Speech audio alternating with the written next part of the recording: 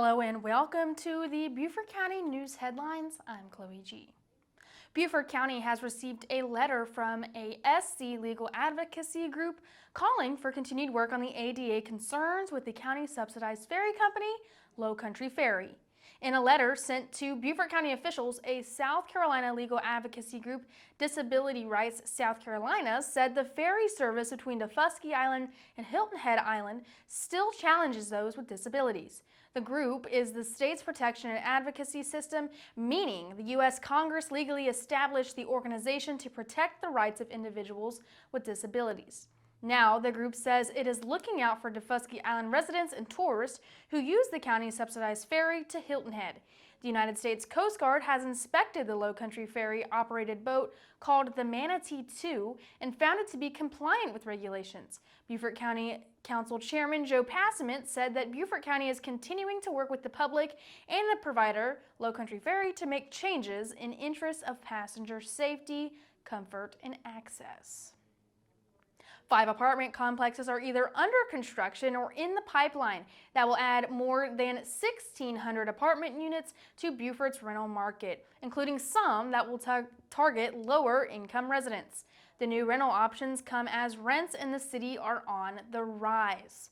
Construction of one of the apartment complexes, the $73 million preserve at Hanover Park at 139 Robert Smalls Parkway, is scheduled to begin next week, while the highly visible Pintail Point project on Boundary Street has been underway for weeks. Portage Real Estate is developing the $73.5 million preserve at Hanover Park across from Harbor Freight Store with partners Piedmont Privacy Equity of Atlantic, Mid-Atlantic Capital of Charleston, and American South Real Estate Fund.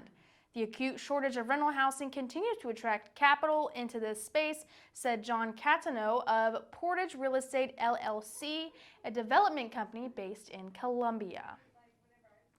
All South Carolina students would qualify for the K-12 vouchers under legislation approved Wednesday, March 20th by House Republicans who repeatedly refused to set limitations or requirements on private schools taking the taxpayer money.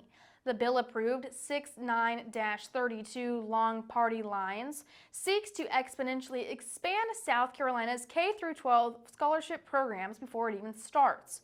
Applications for the first round are still under review. Payments to parents aren't set to start until July, and the state Supreme Court has yet to settle whether the idea is even constitutional.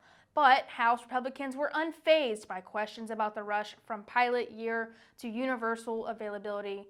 Representative Russell Ott Matthews said opponents feared last year this was where the legislature was heading, but he was stunned Republicans are audacious enough to pull the switcheroo so quickly.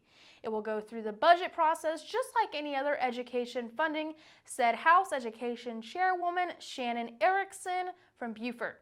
As for timing, she said, applications for the inaugural year showed more interest than slots. And what's more important, children's safety or the First Amendment? That's where the battle lines are being drawn over social media access in South Carolina. People under 18 may soon be required to have parental consent to be on social media apps like Snapchat, Instagram, and X, also known as Twitter, and others.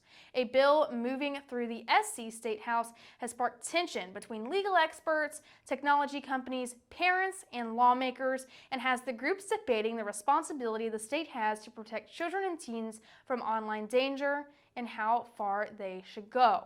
In 2023, Arkansas passed a similar bill to the South Carolina measure. A federal judge blocked it before it could become a law, citing it was too vague, overbroad, and violated the First Amendment rights. Josh Malkin, ACLU legal fellow in South Carolina, said if South Carolina's bill's language did not change, there's a good chance the proposed law could very well have the similar fate as the Arkansas one. The bill, which passed the House, is moving through the committee process for the Senate, would require companies to make commercially reasonable efforts confirming the social media account users are at least 18 years old or get parental consent. The bill was introduced by House Judiciary Chairman Weston Newton from Bluffton. And that's going to do it for today's news headlines. And for more information, you can check out any of the sources on your screen. Thanks for tuning in and have a good one, Beaufort County.